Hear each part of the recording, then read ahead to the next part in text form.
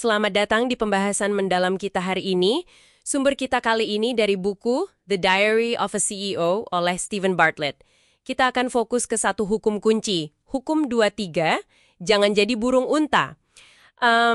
Pernah nggak sih Anda merasa pengen lari aja dari kenyataan? Atau dari percakapan yang rasanya berat gitu? Nah, misi kita sekarang nih membongkar kenapa justru menghadapi ketidaknyamanan itu penting banget. Betul sekali. Jadi, intinya gini, menghindari kebenaran yang, sulit gitu. Meskipun rasanya lebih gampang ya saat ini.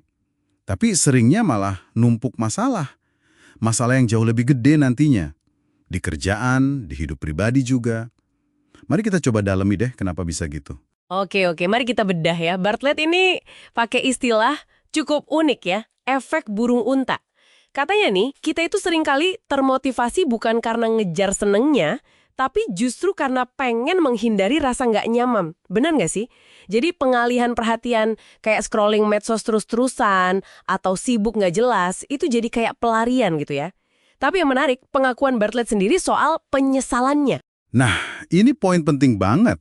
Bartlett kan bilang penyesalan terbesarnya itu bukan soal keputusan bisnis yang gagal atau strategi yang salah langkah. Bukan itu. Bukan itu ya? Terus apa dong? Penyesalan terbesarnya justru datang dari keputusan sulit yang sengaja dia hindari. Jadi bukan gagalnya yang bikin nyesal, tapi ketidaknyamanan yang dia pilih untuk tidak dihadapi waktu itu. Wah, kena banget. Misalnya ya, percakapan penting yang harusnya diomongin tapi nggak jadi-jadi. Atau mutusin buat memberhentikan seseorang tapi ditunda terus karena nggak enakan. Ini relevan banget ya rasanya. Menghindar tuh kayaknya aman sementara, tapi kayak ada bunganya gitu ya yang mesti dibayar nanti. Pertanyaannya, bunganya segede apa? Wah, bunganya bisa mahal banget deh. Apalagi dalam hubungan antar manusia ya. Secara psikologi sih, ya wajar, itu kan mekanisme pertahanan diri. Melindungi ego, hindari konfrontasi. Tapi kalau dalam hubungan, penghindaran ini bisa jadi racun loh. Pelan-pelan tapi pasti. Kalau kita terus-terusan menghindar ngomongin inti masalahnya, apa coba yang terjadi? Iya, berantemnya itu lagi. Muter di situ-situ aja. Persis, terjebak dalam pola pertengkaran yang sama. Ngebahasnya isu permukaan terus, tapi akar masalahnya nggak pernah kesentuh. Kayak garuk di tempat yang nggak gatel ya, sementara gatelnya di tempat lain. Lingkaran setan jadinya. Betul. Sumber kita ngasih contoh menarik nih, dari era Kennedy.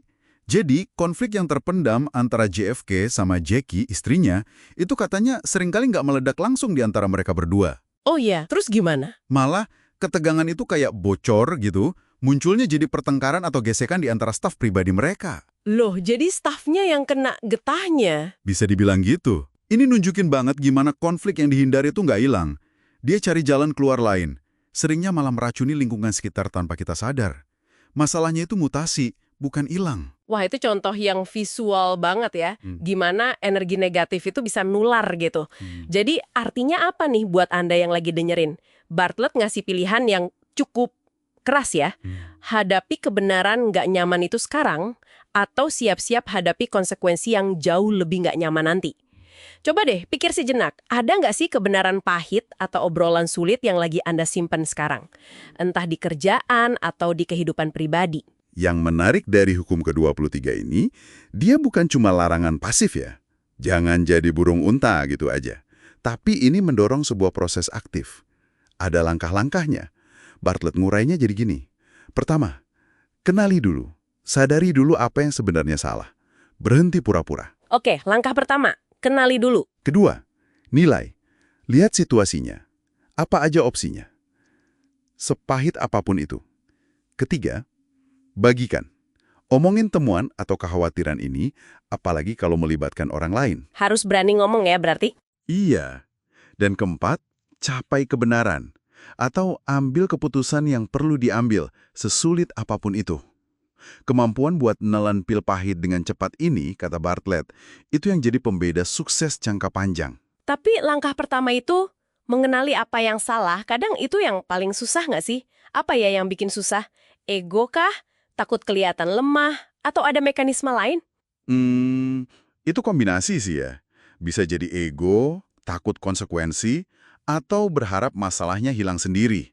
Atau bahkan rasa nggak nyaman fisik aja gitu pas ngebayangin konfrontasinya. Otak kita kan emang secara alami cari jalur termudah ya. Dan hadapi kenyataan pahit itu butuh energi mental gede.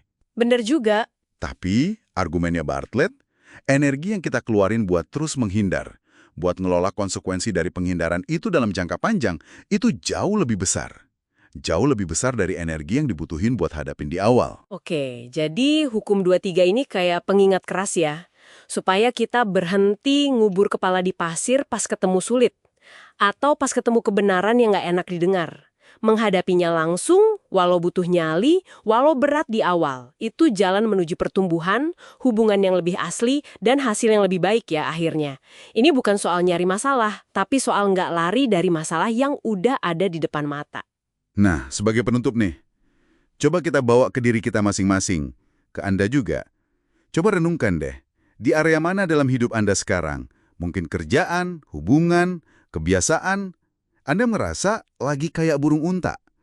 Lagi menghindar dari sesuatu yang Anda tahu sebenarnya perlu dihadapi. Pertanyaan yang dalam ini. Dan pertanyaan lanjutannya, kalau Anda terus menghindar, kira-kira harganya apa? Harga sesungguhnya yang bakal Anda bayar setahun lagi, 5 tahun, 10 tahun lagi.